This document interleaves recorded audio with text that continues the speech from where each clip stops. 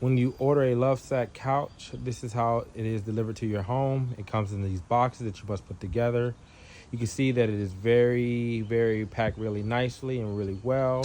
And this is our new couch that we'll be putting together pretty soon. And once again, this couch is from LoveSac, and we're looking forward to our new couch. Our Sactional is what it's called. See ya.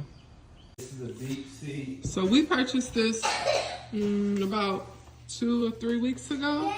And I do not remember how I put this together or what configuration I made.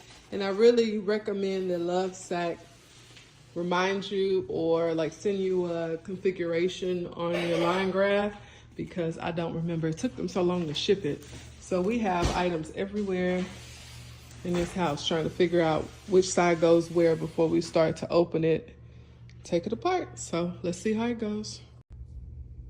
This is an additional accessory you can buy for an additional fee. This is a cup holder, and it sits on the arm of the couch, and it looks like that.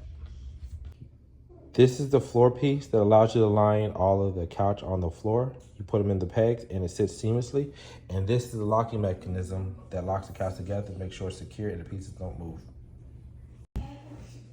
On the box, it has pieces and instructions on how to unpack the couch when you're getting ready to put it together. This is really helpful for us when we were trying to assemble the couch. The box also has instructions on how everything is supposed to be aligned, what is supposed to be inside, and how to align the pieces on the floor. So when you are putting your couch together, it goes together seamlessly and easily for easy configuration.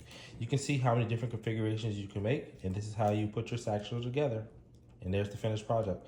Make sure you choose how you want to put your section together, and make sure you have all the pieces you need. Have a good day.